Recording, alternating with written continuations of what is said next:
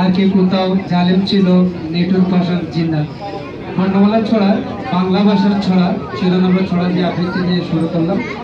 ধন্যবাদ এবং কৃতজ্ঞতা জানাচ্ছি বাংলাদেশের একমাত্র অরাজনৈতিক এবং নিরেট বাঙালিয়ানা সংগঠন বাংলাদেশ সোশ্যাল ক্লাবকে, যারা প্রবাসের মধ্যে এই মরুভূকে লাল সবুজের পতাকে খুঁজে বেড়ায় তার প্রমাণ পেরোর সময়।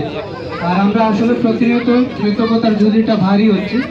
2015 সালে আমাদের আমিরাতের পথে ঘাটে ছিল যৌথ বই, আর এখন আমরা এক একজন এক এক নিজস্ব সক্রিয়তাকে তৈরি হয়েছিল এবং তার প্রমাণ রাখছি। এর জন্য ধন্যবাদ জানাচ্ছি।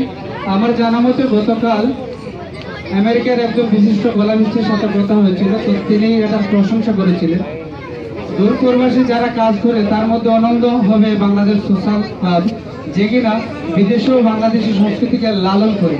আর সেজন্য শুধু আমি লুৎফুরের বই প্রকাশ করার জন্য সেটাই বলছি না, নিজেদের দায় থেকে একজন বাঙালি হয়ে সে কথা বলছি। তো আর কথা বাড়াবো না, আমার বইয়ের ভালো মন্দ সব দিকে আপনারা দেখবেন। আমার বইটার মূল থিম ছিল প্রবাসে বেড়ে ওঠা বাঙালি প্রজন্ম।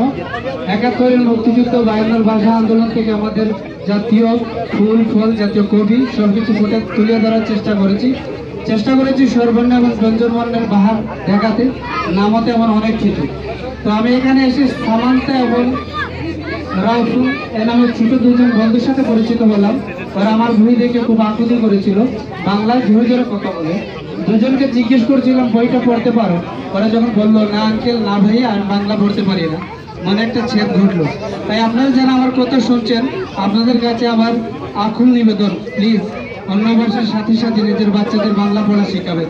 কারণ একটি কথা আছে, গুরুসুরের দত্তের কথা বলে আমি শেষ করে নিচ্ছি।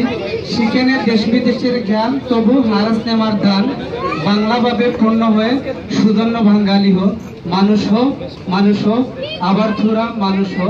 বিশ্ব মানব হবে যদি শাশ্বত বাঙালি হো। বাঙালিত্বের জয় হোক সোশ্যাল ক্লাবে। ধন্যবাদ।